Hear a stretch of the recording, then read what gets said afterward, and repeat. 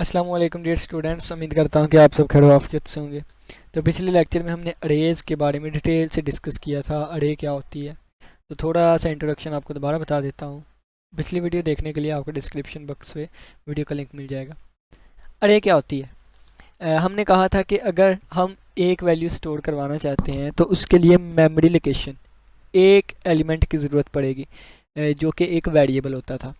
फ़र्ज़ किया हमने एक वैल्यू स्टोर करवानी है ना, तो हमने कह दिया इंट एक्स। ठीक है, ये वेरिएबल डिक्लेरेशन है। अगर हम इसको एक कीमत दे दें, फ़र्ज़ किया हमने इसको कीमत 2 दे दी, तो ये वेरिएबल इनिशियलाइजेशन था। ठीक है, अगर हम 100 वैल्यूज़ स्टोर करवाना चाहते हैं तो उसके लिए तो फिर 100 वेरिएबल्स डिक्लेयर करना पड़ेंगे, तो उससे हमारा प्रोग्राम बहुत ज़्यादा कम्प्लेक्स हो जाएगा। तो इस कम्प्लेक्सिटी को ख़त्म करने के लिए हम वेरिएबल से अरेज पे शिफ्ट हुए। ठीक है, अरेज क्या करती है, देखें कि यहाँ पे एग्जांपल से समझते हैं। Suppose the user wants to store the marks of 100 students. फ़र्ज़ किया है कि यूज़र जो है वो 100 स्टूडेंट्स के मार्क्स स्टोर करवाना चाहता है, तो वो 100 वेरिएबल्स को डिक्लेयर करेगा। तो ये तो बहुत ज़्यादा टाइम कंज्यूमिंग प्रोसेस हो जाएगा कि हर एक वेरिएबल को अलग-अलग डिक्लेयर करे। तो इस प्रोसेस को सिंप्लीफाई किया गया बाय यूजिंग अरे। अरे को यूज़ करते हुए अरे में क्या किया जाएगा, 100 एलिमेंट्स को इकट्ठा ही डिक्लेयर कर दिया जाएगा।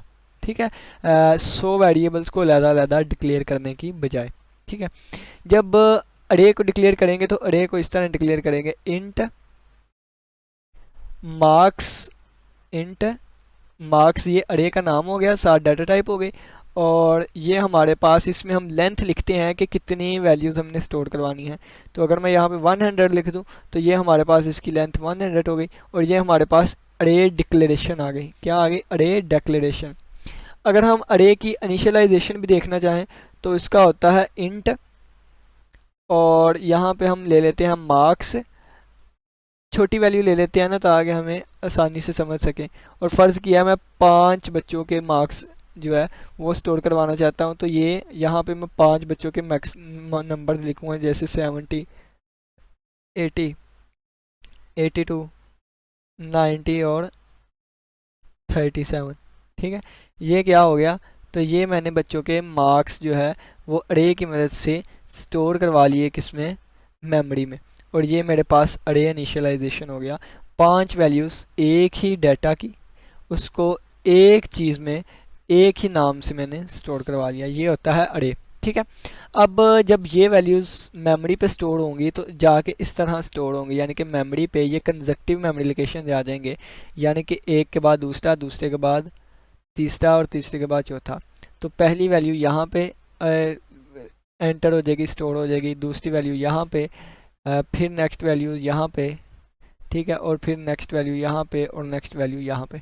तो ये सारी चीज़ें पिछले लेक्चर में डिटेल से डिस्कस की थी। अब देखें, इसका इंडेक्स 0 होगा, इसका 1, इसका 2, इसका 3, इसका 4। इंडेक्स किसे कहते हैं? वो पोजीशन जिस पे वैल्यू स्टोर होती है। ठीक है, फ़र्ज़ किया है कि अगर मैं इस वाली चीज़ को उठाना चाहता हूँ, यानी कि 32 वाली वैल्यू को उठाना चाहता हूँ, तो मैं अरे का नाम लिखूँगा। अरे का नाम क्या है? मार्क्स है।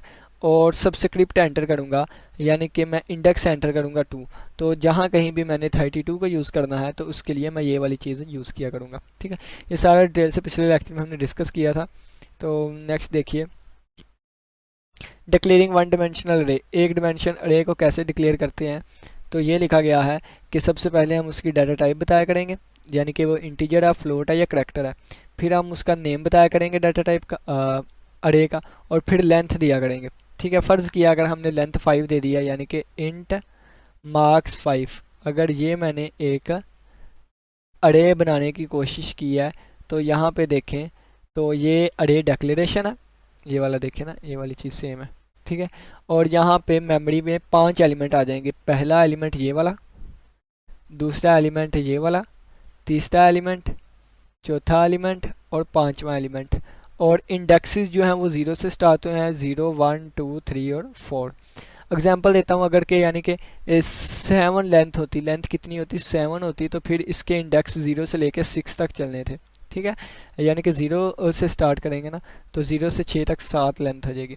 और इसी तरह अगर हमारे पास जो लेंथ है वो लेंथ होती, यानी कि जो इसकी लेंथ है वो लेंथ होती, तो फिर इसका इंडेक्स 0 से लेके लेंथ -1 तक चलना था, लेंथ -1 तक। ठीक है, तो ये हमारे पास होता है, और इसमें जो भी वैल्यूज़ आएंगी वो जब वैल्यू स्टोर करवाऊंगा उस वक्त बताएंगे, और उसको कहते हैं इनिशियलाइजेशन। ये नाम है अरे का, और ये हमारे पास ऊपर इंडेक्सेस हैं। एग्जाम्पल भी हमने देख ली, प्रोग्राम से बाकी हम चीज़ें सीखेंगे। ठीक है, अरे इनिशियलाइजेशन क्या है कि बस क्या करना है, हमने जो डिक्लेयर किया था ना, डिक्लेयर के आगे इक्वल टू डाल के इसे ब्रेसिस में हमने लिस्ट ऑफ वैल्यूज़ लिख देनी है, और उनको कोमास की मदद से अलग करना है। तो ये देखें, इंट मार्क्स 5 लेंथ की एक अरे लिया जिसमें 5 वैल्यूज़ मैंने स्टोर करवा लिया, और इनको कोमास की मदद से अलग किया गया। ठीक है, तो बस ये देखें, ये हमारे पास 5 एलिमेंट्स हैं। कितने? 5 एलिमेंट्स हैं, और एक का एलिमेंट इंडेक्स 0, 1, 2, 3 और 4 है, इनमें वैल्यूज़ हैं। इंडेक्स हमेशा यूनिक होंगे, ये नहीं कि इसका इंडेक्स 0 है तो इसका भी 0, ये ऐसा नहीं हो सकता, हमेशा यूनिक होंगे। तो इन टॉपिक्स की बहुत ज़्यादा डिस्कशन है, पिछले लेक्चर में हम डिटेल से डिस्कस करके आए थे। ठीक है, और अब तो मैं चीज़ें भूल बैठा हूँ, पता नहीं कौन कौन सी बतानी है आपको। चलें जी, बस यही है फ़िलहाल। ठीक है, नेक्स्ट अब हम देखते हैं। अब हमारा प्रॉपर स्टार्ट होगा लेक्चर, तो चलिए आइए हम इसको डिस्कस करना स्टार्ट करते हैं। देखें, accessing individual element of the array, accessing individual element of the array, array का हर एक अलग एलिमेंट है, अगर हमने उसको एक्सेस करना है तो कैसे करेंगे। सबसे पहले देखें कि जब हम वेरिएबल पढ़ के आए तो हम इनपुट दो तरह से देख सकते थे, एक बाय गिवन यानी कि कोड में अगर हम इनपुट दे दें, और दूसरी इनपुट थी यूज़र के ज़रिए, यानी कि फ़र्ज़ किया मैं इंट एक्स एक वेरिएबल डिक्लेयर कर दिया है। ठीक है, तो इंट यहाँ पे मैं कह दूँ x इज़ इक्वल टू 5। ठीक है, ये क्या था, ये ऊपर वाली डिक्लेरेशन थी, ये असाइनमेंट स्टेटमेंट थी। इसी तरह एक वैल्यू देने का ये तरीका भी था, int x is equal to 5, इसमें क्या है, ये इनिशियलाइजेशन है। एक और तरीका था हमारे पास, हम लिख देते थे इंट x, ये हमारे पास डिक्लेरेशन हो गई, और सी इन x की वैल्यू ये हमारे पास बाय यूज़र इनपुट हो गई। ठीक है, तो आज का जो हमारा अरे का टॉपिक है उसमें भी क्या होगा, पहले देखें, इसको डिक्लेयर करेंगे, बाद में वैल्यूज़ असाइन करेंगे। तो ये हमने डिक्लेयर कर दिया इंट मार्क्स 5। ठीक है, तो यहाँ पे मेमोरी में 5 डब्बे बन जाएंगे, 5 एलिमेंट्स आ जाएंगे, 1, 2, 3, 4, 5। ठीक है, अब अगर इस पहली में स्टोर करवाना चाहते हैं तो पहली का इंडेक्स 0 है, इसका इंडेक्स 1 है, इसका 2, इसका 3 और इसका 4। तो अगर इसकी बात करें तो अगर हमारे पास अरे का नाम मार्क्स है, तो मार्क्स 0 इंडेक्स है, तो 0 इंडेक्स है, आप इसको जितनी वैल्यू देंगे वो वहाँ पे स्टोर हो जाएगी। इन्होंने 20 दी हुई है तो यहाँ पे 20 वैल्यू स्टोर हो जाएगी। ठीक है, अब देखें दोबारा, अब मार्क्स, ठीक है, और यहाँ पे आ जाएगा 1, तो 1 वाले को वैल्यू हम 30 दे देंगे, तो यहाँ पे आ जाएगा 30। ठीक है, फिर अब हम क्या लिखेंगे, मार्क्स। ठीक है, मार्क्स नंबर कितने हैं, 2 वाले के जो है वो 70 लिख देंगे, 73 वालों के 80, और 4 वाले के 4 इंडेक्स वाले के 90 आ गए। ठीक है, अब देखें, अब अगर आप थोड़ा सा गौर करें ना, तो यहाँ पे क्या था 0, यहाँ पे क्या था 1, यहाँ पे क्या था 2, और नीचे क्या आएगा 3 और 4। तो बस ये चीज़ चेंज हो रही है। अगर मैं आपको कह दूं कि इसको हम इस तरह कर लें, यानी कि मार्क्स, और यहाँ पे मैं आई का नाम दे दूं, और आई की वैल्यू मैं क्या कह दूं, 0 से स्टार्ट होकर 4 तक जा रही है, यानी कि आई की वैल्यू पहले 0 है, और फिर आई की वैल्यू लेस देन किससे है, 5 से आई, यानी कि 4 तक जा रही है, और यहाँ पे आई में एक इजाफा करी जाऊँ, क्योंकि इजाफा करी जाऊँगा तो फिर 0 से 1 होएगा, 1 से 2 होएगा, 2 से 3 होएगा, 3 से 4 होएगा, और 4 से 5। ठीक है, और यहाँ पे मैं क्या लगा दूंगा, फार लूप लगा दूंगा, यानी कि मैं जो अपनी सीन या फिर मैं जो वैल्यूज़ है वो मैं इसके ज़रिए भी दे सकता हूँ। ठीक है, फार लूप के ज़रिए, तो वो कैसे देंगे वो हम आगे जाके डिस्कस करते हैं। ठीक है, तो यहाँ पे बाकी लिख दूंगा मार्क्स, और यहाँ पे आई लिख दिया। ठीक है, तो आई की वैल्यू बढ़ती जाएगी, वो न्यू से न्यू वैल्यू लेता जाएगा, उसके लिए इसके साथ सी एन लगाना होगा। ये सारी चीज़ें क्या हैं अभी हम डिटेल से सारा डिस्कस करते हैं। देखिए अब नेक्स्ट देखें कि यहाँ से समझ आ गई यानी कि ये हम वैल्यूज़ दे रहे हैं, मार्क्स 0 वाले को 20, मार्क्स 1 इंडेक्स वाले को 50, ये वाली वैल्यूज़ दे रहे हैं। तो वो वैल्यूज़ यहाँ पे स्टोर हो जाएंगी, क्या हो जाएंगी, स्टोर हो जाएंगी। इसी तरह अगर हमने किसी चीज़ को एक्सेस करना है, यानी कि अगर ये 0 इंडेक्स है, ये 1 है, ये 2 है, ये 3 है, ये 4 है, इसमें 5 वैल्यू पड़ी हुई है, अगर मुझे ये वाला एलिमेंट चाहिए तो मैं क्या करूँगा, मैं लूँगा इंट, मैं क्या लिखूँ,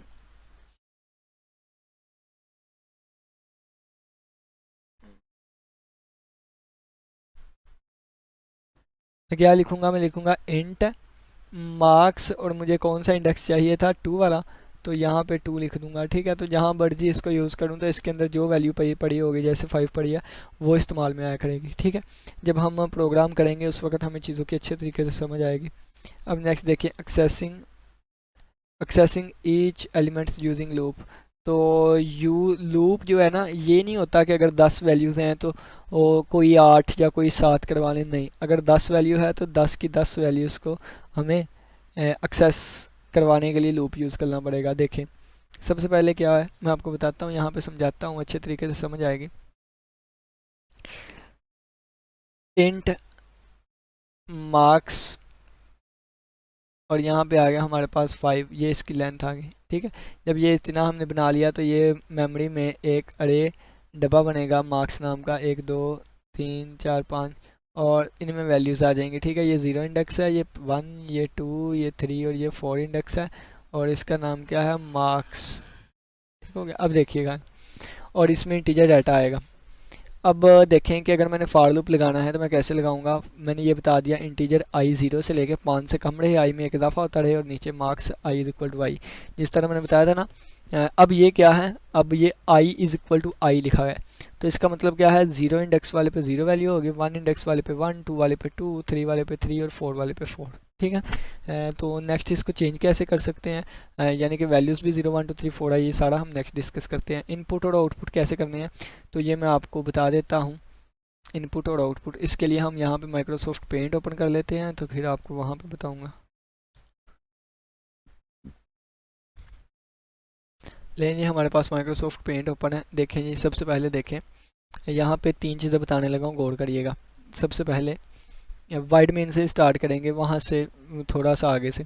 तो देखें, सबसे पहले मैं क्या कर देता हूँ, इंटीजर एक अरे ले लेता हूँ। अरे मैंने ले ली कौन सी, 5 लेंथ वाली। ठीक है, 5 लेंथ वाली, ये मेरी क्या होगी, अरे डेक्लेरेशन हो गई। क्या हो गई, अरे डेक्लेरेशन। अब मेमोरी में क्या होगा, तो मेमोरी यहाँ पे मैं बना लेता हूँ। ये मेमोरी में जब इतना हमने कर लिया तो 5 डब्बे बन गए, 1 2 3 4 5, 5 लेंथ की एक अरे बन गई। और इसका नाम कितना है, इसका नाम है ARR। ठीक हो गया, ये इसका 7 5, ये वाली हमारे पास अरे बन गई। अब देखें, अब अगर मैं इसमें वैल्यू स्टोर करवाना चाहता हूँ तो मैं इस तरह करवा सकता हूँ, ARR 0 के अंदर वैल्यू कितनी रखना चाहता हूँ, फ़र्ज़ किया मैं 2 रखना चाहता हूँ। ठीक है, तो ये इस तरह आ जाएगा। नेक्स्ट ARR 1 के अंदर वैल्यू मैं कितनी रखना चाहता हूँ, 3। ठीक है, इसके बाद ARR 2, इसके अंदर मैं कौन सी वैल्यू रखना चाहता हूँ, 1। ठीक है, इसके बाद ARR 3, इसके अंदर मैं कौन सी वैल्यू रखना चाहता हूँ, तो फ़र्ज़ किया 5। ठीक है, फिर आ जाएगा ARR 4, इसमें वैल्यू कौन सी इंटर करेंगे, फ़र्ज़ किया 3। ठीक है, अब ये सारी वैल्यूज़ जो हैं ये उठा के हम यहाँ पे पुट कर देंगे, तो ये आ जाएगा 2, ठीक है, 3 1 और 5 3 5 3। तो ये हमारे पास क्या बन गई, अरे बन गई। एक तरीका तो ये था। अब हम अगर इसकी आउटपुट लेना चाहें तो हम इस तरह लिखेंगे, सी आउट, आउटपुट हमें दे दो, किसकी आउटपुट दे, आउटपुट हमें दे दो ARR 0, यानी कि सबसे पहली वैल्यू की, इस वाली वैल्यू की। ठीक है, फिर हम क्या करेंगे, सी आउट, यानी कि मुझे दे दो, क्या दे दो, सेकंड इंडेक्स वाले की। ठीक है, तो ये सेकंड इंडेक्स वाले की है, सी आउट। इसी तरह 3 वाले के लिए करेंगे और इसी तरह 4 वाले के लिए क्लिक करेंगे। ठीक है, ये 0 1, ये 2 वाला हो गया, इसी तरह आप 3 वाला करिएगा और इसी तरह आप 4 वाला करिएगा। ठीक हो गया, अरे की उम्मीद करता हूँ कि समझ आई होगी। अब नेक्स्ट देखें, ये तो एक तरीका था, ये इनपुट थी और ये आउटपुट थी और ये अरे को डिक्लेयर करवाया था। अब अरे को इनिशियलाइज करवा के लेके चलते हैं, यानी कि मैं लिख देता हूँ इंट और ARR 5 और ये हमारी डिक्लेरेशन होगी और इसके साथ ही इनिशियलाइज़ करवाऊंगा। देखिए वैल्यूज़ कैसे इनिशियलाइज़ होंगी। तो सबसे पहली वैल्यू 2, फिर 3, फिर 1, फिर 5 और फिर 3। तो ये भी हमारे पास ऐसे ही है, यानी कि ये हमारे पास अरे है। तो 1 2 3 4 5 हो गया, ठीक है। ये आ गया 2, ये आ गया 3, ये आ गया 4, ये आ गया 5 और ये आ गया 6। सुबह आना दोबारा करके आ जाओ, खुल गया, ठीक हो गया। तो ये सारा जो काम था वो क्या एक ही लाइन में हो गया। अब अगर आउटपुट करवानी है तो आउटपुट भी हम आउटपुट ऐसे ही होगी, इसके आउटपुट में चेंजिंग नहीं आएगी, ठीक है। अब तीसरा तरीका देख लें। अब कौन सा तरीका? तीसरा तरीका देख लें। तीसरा तरीका ये है, हम लूप के हिसाब से चलें। किसके हिसाब से? लूप के हिसाब से, यानी कि तीसरा तरीका ये है कि हम बाय यूज़र इनपुट लें। किससे? By user. तो हम क्या करेंगे, इंट, ये देखें इंट ARR, ये 5 मैंने इसको डिक्लेयर करवा लिया। अब इसकी इनपुट लेनी है तो हम सीन में लेंगे, यानी कि सीन में क्या आ जाएगा, ARR0, यानी कि ARR0 में क्या चीज़ एंटर करानी है वो सीन से पूछेगा। सीन ARR1 और सीन ARR2 और फिर आ जाएगा सीन ARR3 आ जाएगा, ठीक है। और फिर आ जाएगा सीन ARR4, ठीक है। ये वाली चीज़ देखें, ये अब कितनी बड़ी हमारे पास इनपुट हो गई है जब हम बाय यूज़र लेंगे, ठीक है। और आउटपुट यही आएगी, आउटपुट हमारे पास यही आएगी। अब इसको आसान करने का एक और तरीका है, वो आपको मैं बता देता हूँ।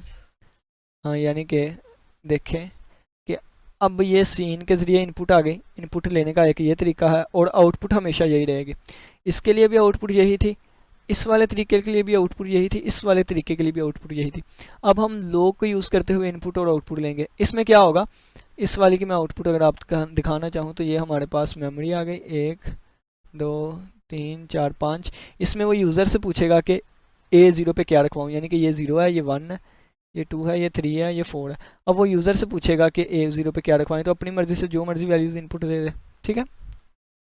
5 6। अब देखें, अब वो देखिए, अब मैं लूप के ज़रिए ये सारा काम, ये वाला सारा काम मैं लूप के ज़रिए करवाने लगा। तो आप देखें सारी चीज़ें सेम है भाई, यहाँ 0 1 2 3 4 है, ठीक है, यही चीज़ है ना। तो मैं क्या करवाऊँगा, मैं कहूँगा इंट आई की वैल्यू मैं 0 से स्टार्ट हो रही है, 0 से और 4 तक जा रही है, तो मैं क्या कह दूँगा, आई लेस देन 5, 5 से लेस है, और आई में एक इजाफा होता जाए।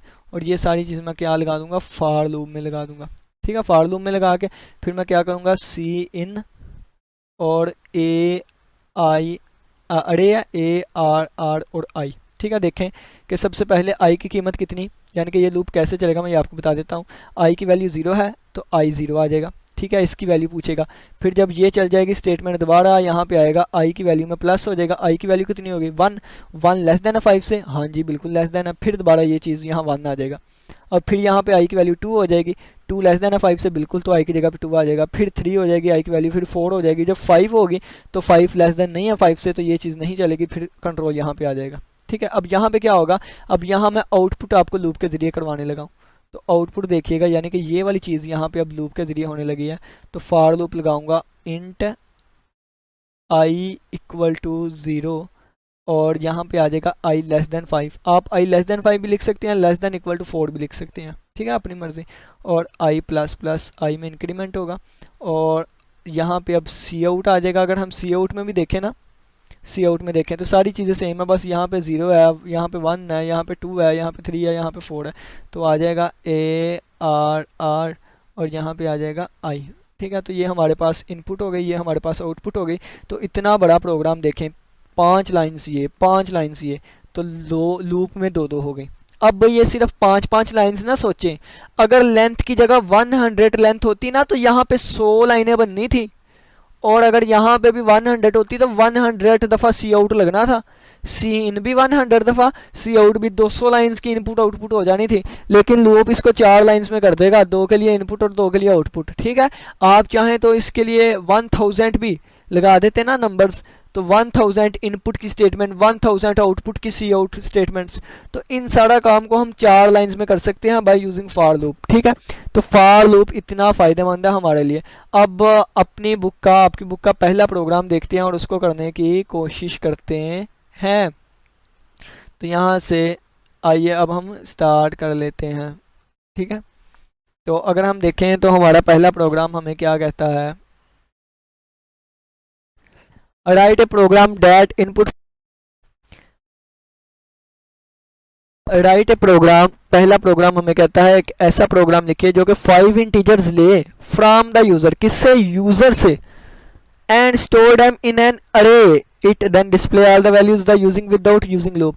उन्होंने कहा है कि 5 इनपुट्स ले और इसको बाद में डिस्प्ले भी करे, लेकिन आपने लूप नहीं यूज़ करना। तो ये देखें, ये सारी चीज़ मैंने आपको करवा दी है, ये भी इनपुट ली और ये उसने आउटपुट करवा दी। एंड एल सिर्फ इसलिए लगाया गया है कि न्यू लाइन पे वैल्यू स्टोर नजर आए करे। ठीक है, बाकी इसका और कोई काम नहीं। तो ये प्रोग्राम मैंने आपको करवा दिया। ठीक है, बिल्कुल। अब देखें, उन्होंने कहा यही काम आप लूप के जरिए करें। तो लूप में हमारे पास दो चीज़ें आ जाएंगी। क्या, यानी कि एक ये लाइन लिख लें, ये आप ना भी लिखे तो कोई बात नहीं, यानी कि ये चीज़ अगर ना भी ना नज़र आएगी, ये वाली चीज़ें ना भी नज़र आएगी तो कोई बात नहीं, हमें वैल्यूज़ इंटर करनी है बस। ठीक है, ये वैल्यूज़ नज़र आ जाए तो ये एक, और इसके बाद ये चीज़ ना भी लगाएं तो खैर है। ठीक है, और इसके बाद आउटपुट के लिए ये फॉर लूप और ये आ जाएगा। ये अभी मैं आपको प्रोग्राम करके दिखाता हूँ, लेकिन उससे पहले हम थोड़ा सा बुक से तो समझ लें। ठीक है, लेकिन उससे पहले हम थोड़ा सा बुक से तो समझ लें। अब देखिए तीसरा वो हमें क्या कहता है, हमें कहता है कि आप 5 वैल्यूज़ लें। तो लूप लगाएंगे, सीन के जरिए हम 5 वैल्यूज़ लेंगे। तो ये सीन के जरिए यहाँ तक 5 वैल्यूज़ आ गए। फिर उन्होंने कहा है कि उन सब को एक अरे में स्टोर करें एंड देन डिस्प्ले द सम, सम भी हमने निकालना है। तो सम के लिए हमने ये वाला फार्मूला लगा दिया और एवरेज भी फाइंड करनी है। तो एवरेज बाद में जो भी सम आई उसको 5 से डिवाइड करेंगे, एवरेज आ जाएगी। तो यहाँ सम कैलकुलेट, यहाँ पे एवरेज कैलकुलेट हो गई। ठीक है, इनपुट कैसे लेनी है ये मैंने आपको सिखा दिया। अब देखना ये प्रोग्राम सारे चुटकियों में सोल्व होंगे, कंसेप्ट आपके पास हैं। 7.4 में क्या कहता है, ये हमें कहता है कि एक प्रोग्राम लिखें जो कि current day and month from the user, user से डे ले और मंथ ले। ठीक है, तो पहले हम क्या लिखेंगे, पहले हम अपनी अरे में तमाम मंथ को डिस्कस करेंगे। ठीक है, तमाम मंथ की एक अरे बनाएंगे, फिर इसके बाद मंथ लेंगे, डे लेंगे। सही है, फिर क्या करेंगे, फ़र्ज़ किया है कि यूज़र एंटर कर देता है 6 मंथ का 6 दिन, 6 मंथ के 6 दिन। तो ये पहला मंथ कंप्लीट, दूसरा मंथ कंप्लीट, तीसरा मंथ कंप्लीट, चौथा मंथ कंप्लीट, 5वां मंथ कंप्लीट, 6वां मंथ कंप्लीट नहीं है बल्कि 6वें मंथ के 6 डेज हैं। ठीक है, तो यानी कि अगर 6 मंथ की बात की जाए तो हमने छठे मंथ के दिन काउंट करने हैं और बाकियों के ये वाले डेज काउंट करने हैं। दोबारा देखिएगा, दोबारा मैं आपको एग्जांपल देता हूँ। फर्ज किया मैं कहता हूँ कि 7th मंथ है, 7 मंथ है और 9 डेज है। कितने, 9 डेज। 7 मंथ और 9 डेज, 7 मंथ 9 डेज का मतलब है 7वें मंथ के 9 दिन। ठीक है, तो 1 2 3 4 5 6 7 8 9, ठीक है, 10 11 12, ये 12 मंथ हमारे पास आ गए। तो 12 मंथ में उन्होंने कहा है कि 7वें मंथ के 9 दिन। तो पहला मंथ कंप्लीट है, दूसरा भी कंप्लीट है, तीसरा भी, चौथा भी कंप्लीट, 5वां भी कंप्लीट, छठा भी कंप्लीट, लेकिन 7वें दिन के कितने दिन, 9 दिन। तो ये 9 दिन और इसके कितने दिन है, इन सभी के दिनों को और ये 7वें के 9 दिनों को हम प्लस कर लेंगे, हमारा रिक्वायर्ड आंसर आ जाएगा। ठीक है, तो देखें अगर हमें वैल्यू 7 दी गई है, कितनी 7 दी गई है, तो हम 6 मंथ कंप्लीट करेंगे। अगर हमें वैल्यू 6 दी गई है तो हम 5 मंथ कंप्लीट करेंगे। ठीक है, इसी तरह बिल्कुल क्या किया गया, अगर हमें डे मंथ दिया गया है कोई भी तो हम x 0 से लेके मंथ -1 तक चलेंगे। ठीक है, 0 भी लेके चलेंगे और इसमें एक इजाफा करेंगे और फिर जो भी आंसर आएगा, जो पीछे वाले डेज हैं, यानी कि फ़र्ज़ किया कि ये जो, अगर फ़र्ज़ किया कि 7 ये जो पीछे हमारे पास मंथ आते हैं इन सभी को टोटल करेंगे, तो उसको टोटल करने के लिए ये फार्मूला लगाया गया है। ये कैसे लगाया हम प्रोग्राम में डिटेल से डिस्कस करेंगे। उन सभी को सम करके बाद में टोटल दिखा दिया गया तो हमारा टोटल आंसर आ जाएगा। एक छोटे से प्रोग्राम से मैं आपको समझाता हूँ कि फ़र्ज़ किया कि हमारे पास 2 3 4 5, ये क्या है, ये आप लेट कर लें कि हमारे पास 4 मंथ है। क्या है, 4 मंथ है, टोटल 4 मंथ है। एग्जाम्पल दे रहा हूँ, पहले मंथ में 2 डेज हैं, दूसरे मंथ में 3 डेज हैं, चौथे में 4 है और पाँचवें में और चौथे में 5 डेज है, ठीक है, तीसरे में 4।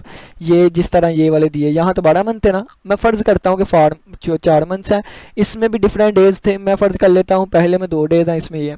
अगर वो हमें कहें कि दूसरे मंथ का 1 दिन तक जाना है, हमने दूसरे मंथ के 1 दिन तक जाना है, दूसरे मंथ के 1 दिन तक जाना है, तो इसका मतलब ये मंथ कंप्लीट और 1 दिन इस मंथ का, ठीक है, और प्लस इसके 2 दिन है तो प्लस 2 कर दूंगा, टोटल हमारे पास 3 डेज होंगे। तो 2 मंथ यानी कि 2 मंथ्स, दूसरे मंथ का पहला दिन, इसमें 3 टोटल डेज होंगे, ठीक है। तो आप इस तरीके से भी लिख सकते हैं। और अगर वो आपसे कहे 2 मंथ और नेक्स्ट मंथ का 1 दिन, तो फिर एक ये वाला दिन और 2 मंथ जो थे इसके 5 डेज बनते हैं, तो 5 जमा 1 टोटल 6 डेज आएंगे। तो ये इस तरह हमारा प्रोग्राम होगा, ठीक है ना। 0 से स्टार्ट कर रहा हूँ तो टोटल फिर m तक नहीं जाएंगे बल्कि m-1 तक जाएंगे, ठीक हो गया। अब देखिए, अब ये भी हमारा प्रोग्राम हो गया। अब नेक्स्ट प्रोग्राम क्या है, ये आपको सिर्फ ऊपर ऊपर से समझा रहे हैं, बाकी हम प्रोग्राम करके फिर हम डिटेल से डिस्कस करेंगे। उन्होंने कहा राइट प्रोग्राम, एक प्रोग्राम लिखें जो कि एज ले डिफरेंट पर्सनस की और काउंट करें number of persons in the age group 50 to 60, ठीक है। तो देखें, सबसे पहले आप क्या करेंगे कि एज लेंगे, इसके लिए मैंने आपको बताया कि लूप के ज़रिए सीन करेंगे हम, ठीक है।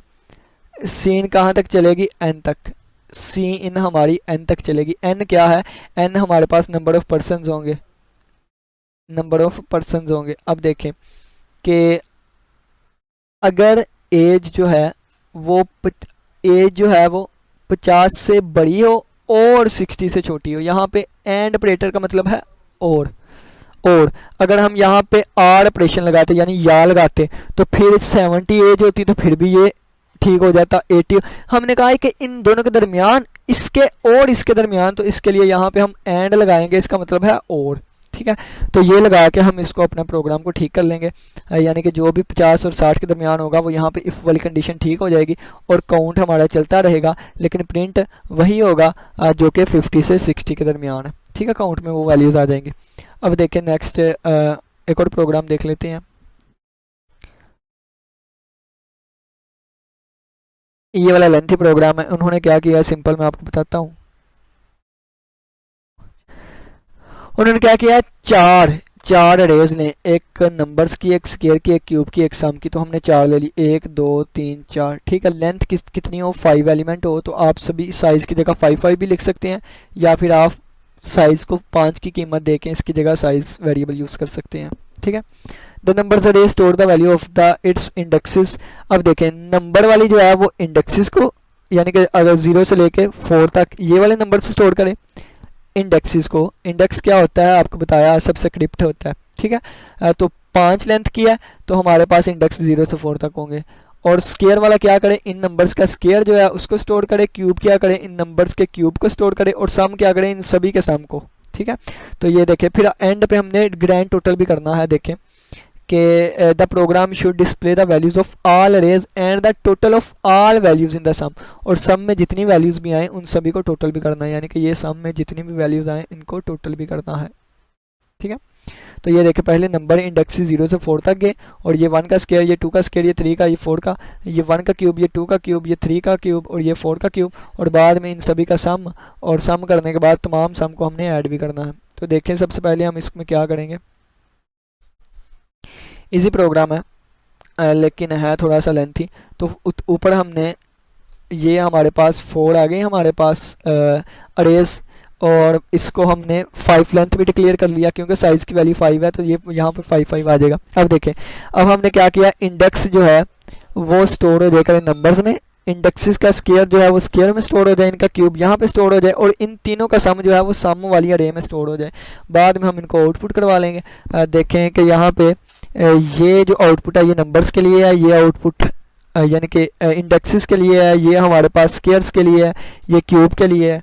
और अगर हम लास्ट पे देखें तो लास्ट में हमारे पास सम के लिए आएगा, और जितनी भी वैल्यूज़ बाद में आएंगी उन सभी को हम सम टोटल में लिख लेंगे, और यही हमारा ग्रैंड टोटल होगा, ठीक हो गया। तो ये भी हमारा प्रोग्राम हो गया। अब नेक्स्ट देखिएगा, प्रोग्राम नंबर 7.7। ये मज़े की बात है, उन्होंने कहा है कि जितने भी नंबर एंटर करें ना, 10 नंबर्स की बात की गई है, ठीक है, 10 नंबर्स की, 10 नंबर्स अगर एंटर किए हैं तो उन सब में से मैक्सिमम नंबर स्क्रीन पे शो करवाए, और अगर मिनिमम है तो मिनिमम भी शो करवाए, वो इससे आगे वाला प्रोग्राम है, ठीक है। सबसे पहले तो ये हमारे पास इनपुट हो जाएगी, ये वाली इनपुट हो गई। इनपुट कैसे करनी है आपको सिखा के आया हूँ। अब देखें, फ़र्ज़ किया मैं आपको बता देता हूँ 2573 ये है ना, तो सबसे पहले मैं इसको मैक्सिमम नंबर कह दूंगा। क्या इसको मैक्सिमम नंबर, फिर इस नंबर को मैं इससे कंपेयर करूंगा, तो देखें कि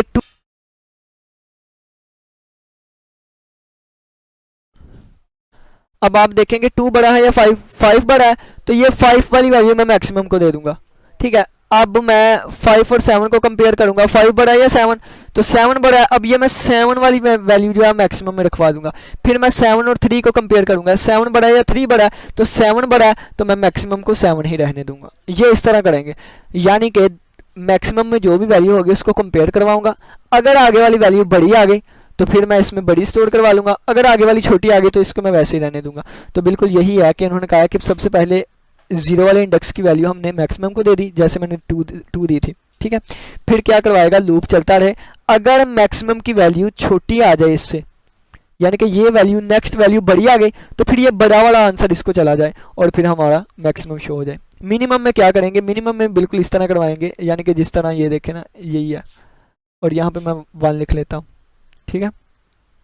यहाँ पे मैंने 1 लिख लिया। अब ये वैल्यू मैं मिनिमम के दे दूंगा, मिनिमम के पास 2 वैल्यू है।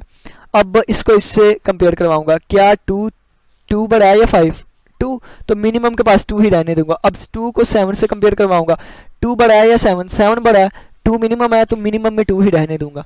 अब 2 और 3 को कंपेयर करवाऊंगा, 2 छोटा है या 3, 2 छोटा है तो मिनिमम में 2 ही रहने दूंगा। अब मैं 2 और 1 को कंपेयर करवाऊंगा, 2 छोटा है या 1, 1 छोटा है, और मैं मिनिमम की वैल्यू 2 के बजाय 1 रख लूंगा, ठीक है। तो ये हमारे पास मिनिमम फाइंड करने के लिए है। नेक्स्ट प्रोग्राम भी हमारा क्लियर हो गया, ठीक है। नेक्स्ट प्रोग्राम ये था, और इसके बाद लास्ट हमारा प्रोग्राम क्या है कि राइट ए प्रोग्राम, हमने एक ऐसा प्रोग्राम लिखना है जो कि 5 नंबर्स ले एक अरे में और डिस्प्ले करे इनका एक्चुअल ऑर्डर और रिवर्स ऑर्डर। फ़र्ज़ किया है कि मैंने 1 2 3 4 इस तरह लिया है ना, या 4 वैल्यूज़, तो ये 1 2 3 4 ये भी दिखाए, 4 3 2 1 ये ऑर्डर भी दिखाए, ठीक हो गया। इस तरह हमने करना है। 5 नंबर्स लेने हैं, 5 नंबर्स लेने हैं, तो ये हमारे पास इनपुट हो गई। इनपुट के बाद क्या किया गया है कि उन्होंने फॉर लूप लगा के वैल्यूज़ को एक्चुअल ऑर्डर में, यानी कि जो भी है ना आउटपुट दिखा दिया, सिंपल जो मैं आपको स्टार्टिंग में बता के आया, ठीक है। फिर उन्होंने उल्टा लूप लगा दिया, बस हमारा प्रोग्राम कंप्लीट हो गया। नेक्स्ट सर्चिंग इन अरे आता है, वो हम बाद में डिस्कस करेंगे नेक्स्ट लेक्चर्स में। तो आज के लेक्चर को हम थोड़ा सा अब देख लेते हैं प्रोग्रामिंग के हवाले से, ठीक है। यानी कि अब हम टर्बो पे थोड़ा सा काम कर लेते हैं।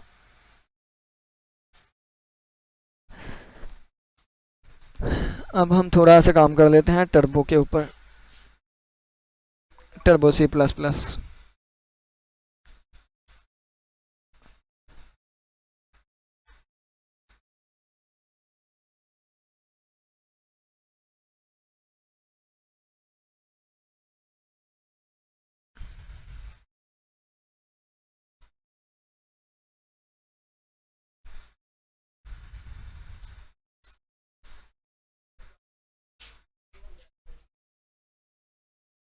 चलें जी, प्रोग्राम अपना स्टार्ट करते हैं। सबसे पहले देखें कि हमने प्रोग्राम क्या लिखना है, उसकी मैं स्टेटमेंट्स आपको लिख के देता हूँ। Write a program that inputs 5 integers and display them, ठीक है। अब बस ये मैंने लिखा है, ये मैंने कोई नहीं लगाया है कि मैंने लूप लगाना है या वैसे करना है, जैसे भी। तो इसको लिखना स्टार्ट करते हैं। तो सबसे पहले ये आएगा इंक्लूड iostream.h, ठीक है। इसके बाद आ जाएगा sharp symbol include conio.h consoling input output, फिर आ जाएगा वाइड मेन, ठीक है। और इसके बाद हमारे पास आ जाएगी कर्ली ब्रैकेट, और ये हमारे पास, अब देखें अब क्या करने लगा हूँ। सबसे पहले तो मैं क्लियर स्क्रीन लगा दूंगा, ठीक है, और ये आपने हर एक प्रोग्राम में लगानी है। और गेट ch क्यों लगाते हैं, चैप्टर नंबर 4 में हमने डिटेल से डिस्कस किया, ठीक है। तो ये हमारे पास आ गया। नेक्स्ट, ये इतना प्रोग्राम तो आपने हर एक में लिखना है। अब क्या करना है, अरे लिखनी है। अब देखिए जा, सबसे पहले हम क्या करेंगे, इंटीजर n लेंगे। n क्या ले लिया मैंने, यहाँ पे आप बुक को छोड़ दें, मैं सारे प्रोग्राम यहाँ पे कवर करने की कोशिश करूँगा। अगर टाइम से पहले मैंने वीडियो ख़त्म कर दी तो कुछ प्रोग्राम्स रह जाएंगे, वगैरह मैक्सिमम चीज़ें बताने की कोशिश करूँगा। इंट n ले लिया हमने। अब मैं क्या करवाऊँगा, n को मैं यूज़र से लेऊँगा सी इन n, यानी कि अब मैं यूज़र से मांगूँगा कि n की मुझे वैल्यू दो। ठीक है, ये मैंने n की वैल्यू ले ली। अब देखें, अब मैं क्या करूँगा, मैं इंट कर देता हूँ, इंटीजर अरे ले लेता हूँ, एक अरे ले ली, और अरे n, अरे किसकी ले ली, n की ले ली, n साइज़ की। और n साइज़ कितना है, जितना मैं सीन में ले रहा हूँ। यानी कि यहाँ पे मैं पहले सी आउट में दिखा देता हूँ, स्क्रीन पे सी आउट पे पहले मैं दिखा देता हूँ, इंटर द लेंथ ऑफ अरे, इंटर द लेंथ ऑफ अरे। ठीक है, अरे की लेंथ जो है वो आप हमें दिखाई, वो यहाँ पे नंबर आ गया, तो ये मैंने लेंथ। अब देखें, अब यहाँ पे मैं वैल्यूज़ रखने लगा हूँ, अब यहाँ पे नहीं रख सकता। अब देखें, अब यहाँ पे मैं इनपुट करने लगा हूँ, तो इसके लिए फार लूप यूज़ करूँगा। तो फार आई जो है, इंट आई जो है वो 0 से स्टार्ट होगा और कहाँ तक जाएगा, आई लेस देन रहेगा n से। ठीक है, और आई में एक इंक्रीमेंट होगा, और फिर इसके बाद इंक्रीमेंट होने के बाद सी इन किया जाए, क्या किया जाए, सी इन किया जाए वैल्यूज़ को। तो वो वैल्यू कौन सी होगी, अरे आई वाली वैल्यूज़ होंगे। ठीक है, अब आउटपुट के लिए मैं दोबारा ये लगाऊंगा फॉर लूप। ठीक है, तो आउटपुट के लिए आ जाएगा इंट आई इक्वल टू 0, और फिर आई जो है वो लेस देन रहे n से, और फिर आई में एक इंक्रीमेंट होता जाए। ठीक है, और फिर इसके लिए सी आउट लगाऊंगा, और सी आउट में अरे की वैल्यू जो है आई वाली वो हमें शो हो। तो ये हमारा प्रोग्राम देखें, 3 एरर्स आ गए, कांस्टेंट एक्सप्रेशन रिक्वायर्ड, इसमें क्या है, और मल्टीपल डिक्लेरेशन फॉर आइज, और स्टेटमेंट मिसिंग है, क्या, ब्रैकेट। हाँ, यहाँ पे ये वाली चीज़ मिसिंग है, ये हमने ये लगा दी। ठीक है, अब कंपाइल किया, 2 एरर्स हैं, ये वाली आ गई। उन्होंने कहा है कि यहाँ पर हमें क्या चाहिए, यहाँ पे हमें एक कांस्टेंट चाहिए, फ़र्ज़ किया मैंने 5 लिख दिया, और इनको मैं रहने देता हूँ। ठीक है, इस पर मैं कमेंट लगा देता हूँ, और इस पे मैंने कमेंट लगा दिया। अब वो हमें क्या एरर देता है, अभी 2 एरर्स हैं कि अनडिफाइंड सिंबल n, तो यहाँ पे फिर मुझे 5 लिखना पड़ेगा क्योंकि मैंने n की जगह 5 लिख दिया था। ठीक है, अब देखता हूँ कंपाइल करके। अब उन्होंने कहा है कि आई जो है इसको 2 दफ़ा आप लोगों ने इनिशियलाइज़ करवाया है, तो ये मैंने आई 1 दफ़ा ही कर दिया। ठीक है, क्योंकि मैंने इसको डेव C++ की किया हुआ है, यानी कि दूसरे टर्बो पे, ये टर्बो है, तो इस वजह से एरर्स आ रही हैं। इसकी रिक्वायरमेंट्स ज़्यादा हैं, उसकी रिक्वायरमेंट्स ज़्यादा होती हैं। अब ये देखें, अब 5 वैल्यूज़ अपनी मर्ज़ी से एंटर करूँगा। मैंने 23 रख दी, 43 रख दी, 65 रख दी, 74 रख दी, और 43 रख दी। अब ये देखें, ये सारी वैल्यूज़ हमारे पास आ गई, 23, 43। अब मैं चाहता हूँ कि ये हमें न्यू लाइन पे भी नज़र आए, यानी कि, तो इसके लिए मैं एंड एल लगा लूँगा, एंड एल। ठीक हो गया, अब ये देखें कंपाइल हुआ, अब ये रन हो गया। तो यहाँ पे मैंने 23, 43 ये रख दिया, ये रख दी, और ये रख दी। तो ये देखें 23, 43, ये हो गया हमारा लूप के ज़रिए। ठीक है, लेकिन अगर हम कहते हैं कि हमने लूप नहीं लगाना, यानी कि अगर हम कह दें कि हमने लूप नहीं लगाना, तो लूप के अलावा हमने इनपुट और आउटपुट करनी है, तो फिर हम क्या लिखेंगे, देखें, तो फिर मैं लिखूँगा सी इन में क्या करें, अरे 1 0 इंडेक्स वाले की वैल्यू दें। ठीक है, फिर सी इन क्या करें, सी इन फिर दोबारा करें, अरे 2 वाले की वैल्यू दें, 1 इंडेक्स वाले की वैल्यू दें। ठीक है, फिर सी इन अरे 1 वाले की वैल्यू दें, अरे अब 2 इंडेक्स वाले की वैल्यू। ठीक है, फिर हम क्या करेंगे, सी इन, फिर हम क्या करेंगे, सी इन अब 3 वाले की वैल्यू जो है वो इनपुट करें। ठीक है, अब 3 वाले की देखें, ये हमारे पास कितना लेंथ ही हो रहा है। अब हम क्या करेंगे, सी इन अरे 4 वाले की वैल्यू। ठीक है, 4 वाले की वैल्यू। अब इन सभी को हमने प्रिंट करवाना है, तो प्रिंट करवाने के लिए सी आउट यूज़ करेंगे। ये तो सारी इनपुट हो गई ना, तो सी आउट प्रिंट करवाने के लिए हम क्या करेंगे, ARR, यानी कि ARR 0 से स्टार्ट होगा, और फिर एंड एल भी लगाएंगे न्यू लाइन के लिए। तो 2 वैल्यू ही मैं प्रिंट करवा लेता हूँ, इतनी ज़्यादा मैंने कहाँ लेके जानी है, इतना ज़्यादा प्रोग्राम लेंथी हो जा रहा है। ठीक है, लूप इसीलिए आसान होता है। तो सी आउट मैं दोबारा लगाऊंगा, और फिर ARR, और ये यहाँ पे फ़र्ज़ किया मैं 4 वाली करवा लेता हूँ वैल्यू। ठीक है, और एंड एल रहने देता हूँ एंड पे। ठीक है, तो ये मैंने कंपाइल कर दिया, ये रन कर दिया। देखें, पहले इंडेक्स की 12, फिर ये, फिर ये, और ये मैंने 5 वैल्यूज़ दे दी। तो ये 12 और एक और वैल्यू नज़र आई थी तो वो दूसरी थी। ठीक हो गया। तो उम्मीद करता हूँ कि इस प्रोग्राम की समझ आई होगी।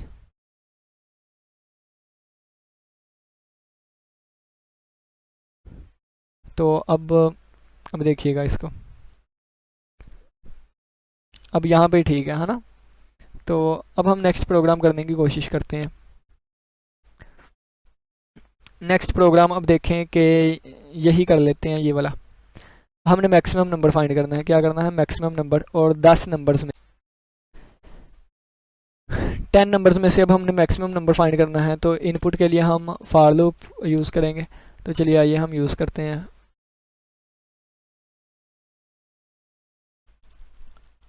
इनपुट के लिए हम फॉर लूप यूज़ करेंगे। ठीक है।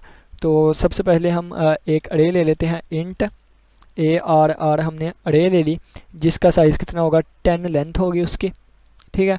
और बस, और फिर हम क्या कर लेते हैं, इसके बाद फॉर लूप लगा लेंगे, फॉर, और यहाँ पे मैं कहूँगा इंट आई जो है वो ये 0 के इक्वल है, और कहाँ तक जाएगा? आई लेस देन रहेगा n से, n यानी कि 10 से, और फिर मैं क्या करूँगा, और आई में 1 का इजाफा होता जाए।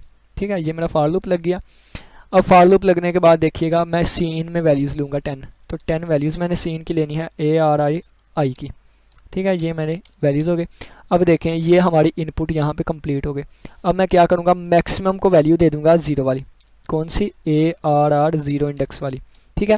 और यहाँ पे अब कंडीशन लगा दूँगा कि अगर लूप में कंडीशन आएगी ना, और मैं लगा दूँगा कंडीशन फॉर लूप में कि अगर आई जो है ये 0 से स्टार्ट होगा, और आई लेस देन रहेगा 10 से, और आई में एक इंक्रीमेंट होता रहे, और उस वक्त तक होता रहे जब तक कि आई 10 से छोटा है। और इसके बाद इफ़ कंडीशन लगा दूंगा, इफ़, अगर तो इफ़ कंडीशन आगे, अगर तो हमारे पास मैक्सिमम की वैल्यू कम आ जाए, क्या आ जाए? कम आ जाए। किससे? अरे 0 से, अरे आई से, क्योंकि लूप लगा हुआ है। अरे आई से अगर कम आ जाए तो उस वक़्त फिर आप प्रिंट करवा दें, प्रिंट नहीं बल्कि उस वक़्त आप मैक्सिमम की वैल्यू जो है उसको अरे वाली वैल्यू दे दें। कौन सी? अरे वाली। और फिर एट द एंड हमारे प्रोग्राम की आउटपुट जो आ जाए वो मैक्सिमम वैल्यू हो। ठीक है। तो ये हमारे पास हमारा प्रोग्राम कंप्लीट हो गया। ये हमने कंपाइल किया, 5 एरर्स आ गई। उन्होंने कहा कि वहाँ पे मैंने कांस्टेंट लगा दिया था। अब देखें, ये मैंने कंपाइल किया, एक एरर क्या है? मैक्स जो है इसको मैंने डिक्लेयर ही नहीं किया। तो यहाँ पे पहले मैक्सिमम को डिक्लेयर कर लेते हैं। तो ये अरे के साथ ही यहाँ पे डिक्लेयर कर लेते हैं। तो ये मैक्सिमम को मैंने डिक्लेयर कर लिया। ठीक है। यह मैंने कंपाइल किया, ये अब मैंने रन किया। अब दोबारा देखिएगा, ये कंपाइल करने लगा हूँ। ये कंपाइल किया मैंने, ये रन किया। वैल्यूज़ मैंने 10 देनी है, तो ये मैं 10 दे रहा हूँ अपनी तरफ से वैल्यू।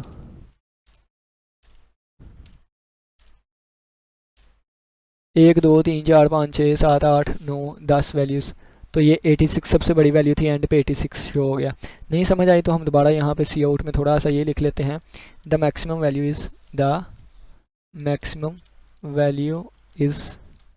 ठीक है। ये हमने लिख लिया ताकि आपको अच्छे तरीके से नज़र आ सके। तो पहले मैं 10 वैल्यूज़ दूंगा। ये देखिएगा, बस आने लगी है। मैक्सिमम वैल्यू 75 है। ठीक है। अब अगर आपने मिनिमम करना है तो यहाँ पे आप क्या कर दें, मिनिमम के लिए बस आपने यहाँ पे इसको मैक्स की जगह मिनिमम कर दें। ठीक है। और फिर आप क्या करेंगे, यहाँ पे जो लेस देन की कंडीशन है वो ग्रेटर देन हो जाएगी। ठीक है।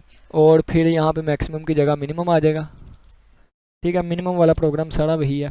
और फिर यहाँ पे भी मिनिमम आ जाएगा, मिनिमम मिनिमम। और ये मैंने कंपाइल कर दिया, एक एरर आ गई। क्या?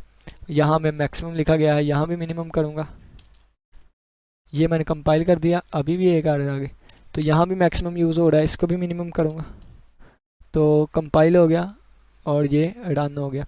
तो अब देखिएगा 12, सबसे छोटी 12 ही दूंगा मैं। ठीक है। नहीं, इससे भी छोटी दे देता हूँ, 2 दे देता हूँ एक वैल्यू। ठीक है। अब लिखा तो मैक्सिमम ही आएगा, लेकिन ये मिनिमम वैल्यू आई है 2। ठीक है। तो यहाँ पे मिनिमम वैल्यू। ठीक है। तो ये हमारे पास मिनिमम वैल्यू आ गई, मिनिमम वैल्यू, मिनिमम वैल्यू। ठीक हो गया। तो ये हमारे पास मिनिमम वैल्यू का भी प्रोग्राम आ गया।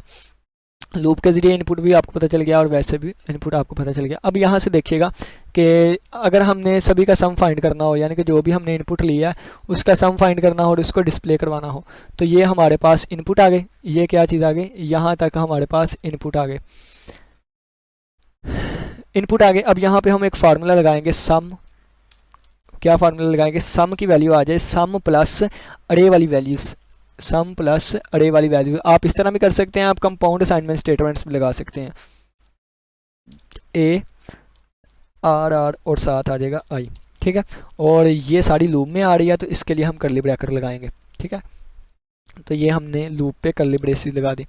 अब देखें कि हमारे पास सम जो है वो भी आएगा, तो सम को ये कर देता हूँ और मुझे फिर एवरेज भी डिक्लेयर करना होगा, क्योंकि मैंने एवरेज भी फाइंड करनी है। तो एवीजी फ्लोट में ले लेता हूँ एवरेज, ठीक है। एक वेरिएबल में फ्लोट में ले लिया मैंने एवरेज, ठीक है। ये हमारे पास सारा सम आ जाएगा। और अगर हम एवरेज फाइंड करना चाहते हैं तो एवरेज की वैल्यू इक्वल आएगी सम डिवाइडेड बाय 5 10। अब यहाँ पे 10 नंबर से लेके चल रहा हूँ ना, तो ये 10 वाली क्या आ जाएगी।